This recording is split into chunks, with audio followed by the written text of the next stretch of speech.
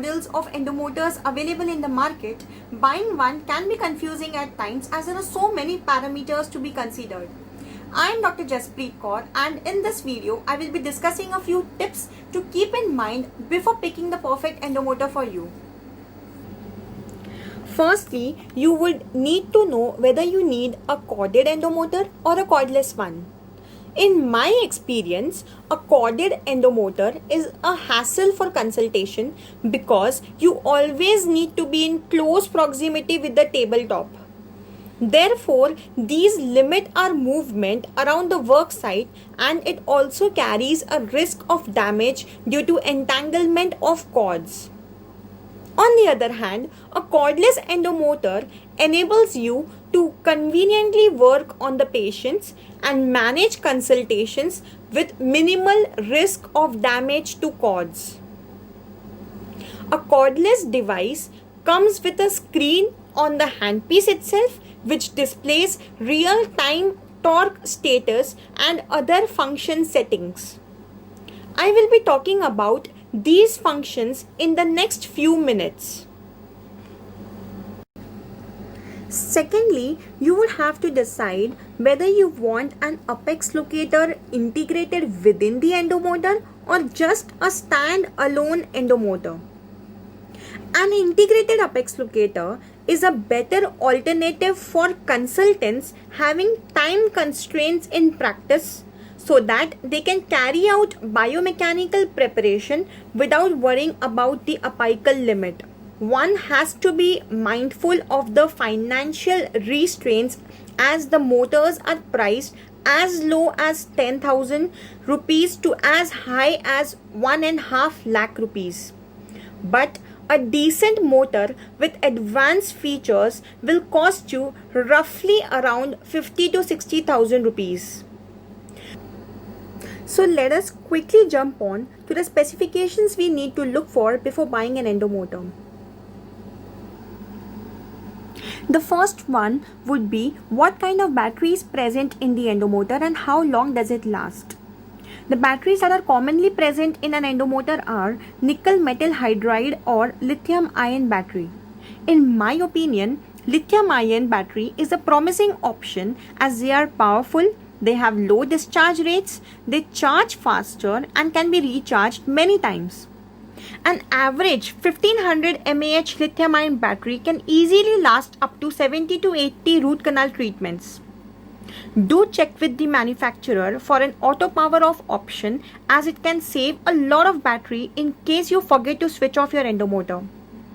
Since battery is a consumable item, its performance is bound to decline with time, so it is imperative to ask the manufacturer for a replacement cost of the model that you are looking for.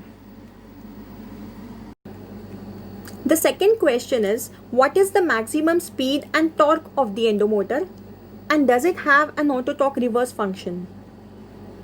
A speed range from 100 to 1000 rpm and a torque from 0.5 to 4 Newton centimeter is sufficient for most of the file systems in the market. Let us understand the auto torque reversal function. Let's assume that you have set a speed of 350 rpm and a torque of 1.5 Newton centimeter for a particular file system.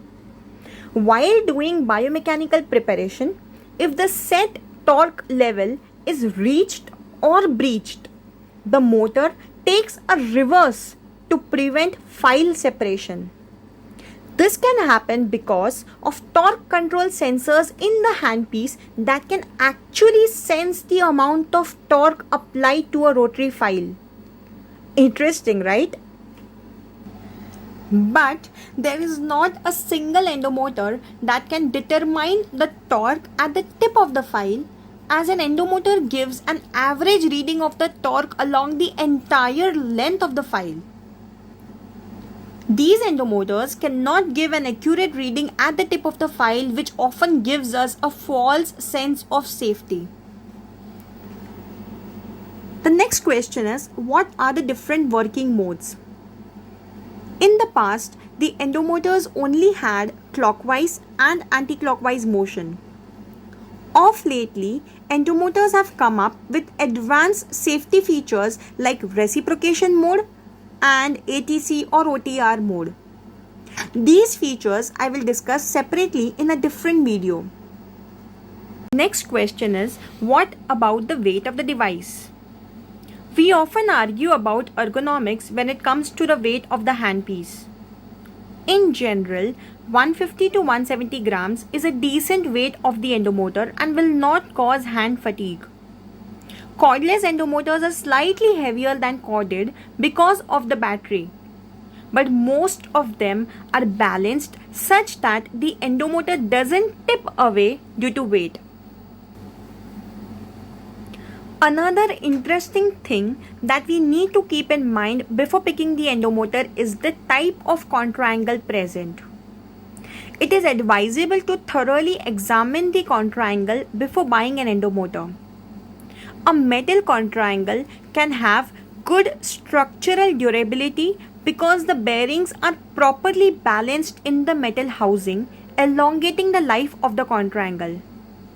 Metal is highly resistant to repeated cycles of sterilization, preventing percolation of oral fluids, irrigation solution, or corrosive chemicals.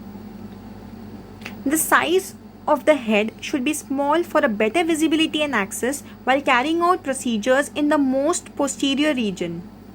If it is a cordless endomotor, the contra-angle should be rotatable such that the screen is facing towards you irrespective of which quadrant you are working.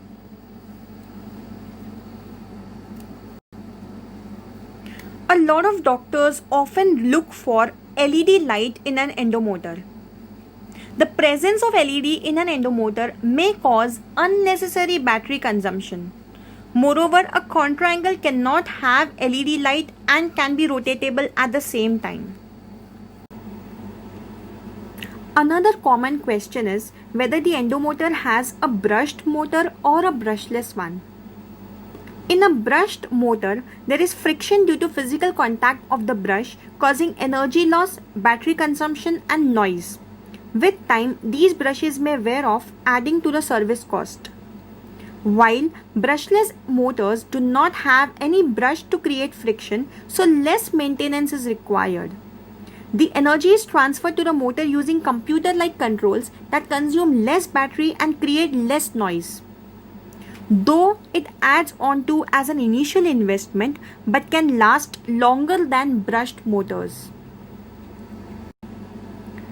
After several cycles of usage followed by cleaning, disinfection and sterilization, there is slight fluctuation in the speed, torque and apex locator readings which can be corrected by calibrating the device once a month.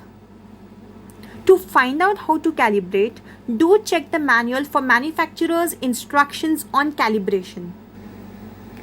If you are buying a cordless endomotor and you are a left-handed operator, make sure that the screen is adjustable for both left and right-handed operator. If you like this video, please share it with your colleagues. I hope this endomotor buying guide will benefit you. Thanks for watching.